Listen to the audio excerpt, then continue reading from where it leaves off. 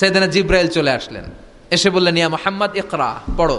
জান্নাতের একটা রেশমি কাপড়ে সূরাতুল আলাকের 5 আয়াত লেখা, রেশমি কাপড়ের ভেতরে।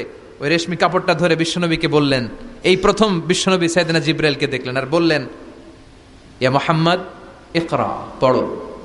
বিশ্বনবী বললেন, মা আনা বিকারি, আমি পড়তে পারি না। সুবহানাল্লাহ পড়েন। কারণ বিশ্বনবী ছিলেন আর নবী আল উম্মি, নিরক্ষর নবী, ওনার অক্ষর জ্ঞান ছিল না। আলিফ বা তা সা কোনটারে জিম বলে কোনটারে সদ বলে বিশ্বনবী চিনতেন না, লিখতে জানতেন না। তিনি ছিলেন নিরক্ষর, কিন্তু মূর্খ না। নিরক্ষর এক জিনিস, মূর্খ আরেক জিনিস। অক্ষর জ্ঞান নাই কিন্তু জ্ঞান আছে।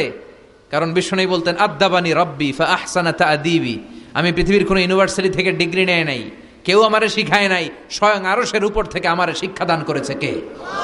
তাই আমার শিক্ষার মতো শিক্ষা পৃথিবীর কারো শিক্ষা হতে পারে। সাইয়েদনা জিব্রাইল বললেন, ইয়া মুহাম্মদ ইকরা, পড়ো। বিশ্বনবী ফেল রইলেন, অক্ষর চিনে না, পড়বে কেমনে? বিশ্বনবী বলেন, মা আনা বিকারি, আমি জানি না কেমন করে পড়তে হয়। ফাআখাযানি ফাগাত্তানি হাত্তা বালাগা মিন্নি আল জাহাদ। বিশ্বনবী পড়তে জানেন না। যখন বললাম আমি পড়তে পারি না, সাইয়েদনা জিব্রাইল বিশ্বনবীকে জড়িয়ে ধরলেন, বুকের মধ্যে জড়িয়ে ধরে যত জোর ছিল বিশ্বনবীকে একটা চাপ দিলেন। বিশ্বনবী বললেন, চাপের চোটে আমি আমার বুকের ভেতরে ব্যথা পেলাম। ফাআরসালানি, আমাকে ছেড়ে দিল। ছেড়ে দিয়ে আবার কয়, পড়েন, ইকরা, read in the name of your Lord.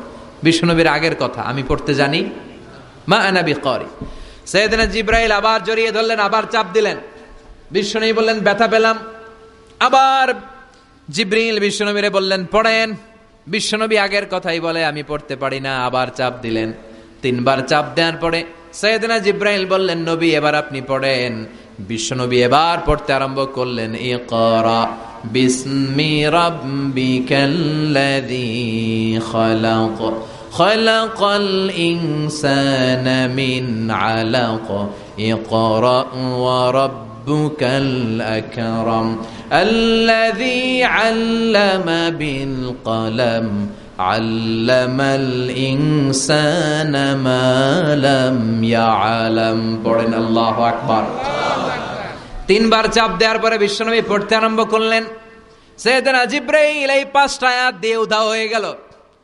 এবার হেরা গুহার ভেতরে কেউ নাই, সাইয়েদনা জিব্রাইল নাই, 5টা আয়াত দিয়ে চলে গেলেন। বিশ্বনবী 5টা আয়াত নিয়ে কাঁপতে কাঁপতে হেরা পর্বত থেকে নেমে এলেন। সুবহানাল্লাহ পড়ে। এই ওহির ভাড়ে চাপে বিশ্বনবী কাঁপতে শুরু করলেন। এই প্রথম বিশ্বনবীর কাছে ওহির রিফ্লেকশন, ওহির ছোঁয়া, ওহির ঝলকানি,